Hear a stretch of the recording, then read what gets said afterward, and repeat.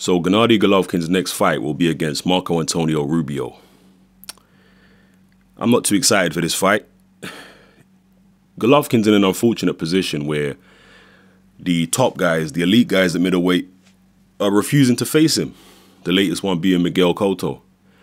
So he's left to fight second-tier opposition. Daniel Geale was a step up for him in terms of competition, and he dealt with Geale very easily. He was very impressive. But even Geale was a former champion on the way down in his career. He wasn't at the top of his game. So it's frustrating for Golovkin, and it's also frustrating for boxing fans. It's frustrating for me. I want to see Golovkin really tested. I want to see him in there with the guys who are relevant today at middleweight. But these guys just don't want to play ball. They don't want to step in the ring with him. Everyone's got an excuse as to why they can't fight Golovkin. Oh, he don't pull enough numbers and this, that, and the other. It's long. It's very frustrating. So he's taken on Rubio. Maybe you feel differently than me about Rubio. Maybe you are excited for this fight. Maybe you think that Rubio can pose Golovkin some problems. Maybe he can. Who knows?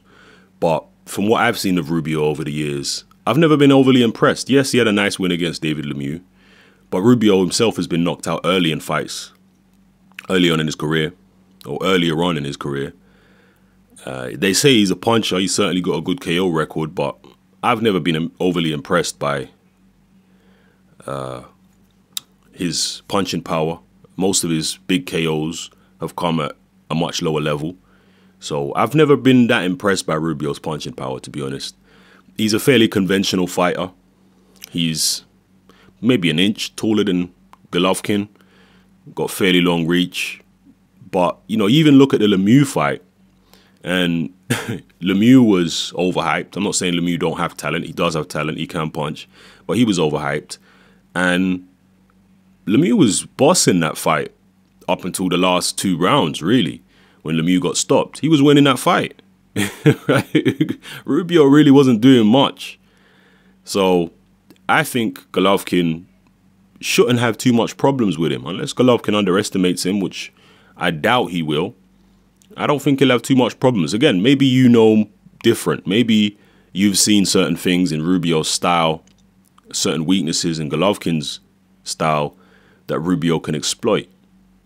So, I don't know. Let me know how you feel about this fight, man. But me personally, I'm not too excited for it.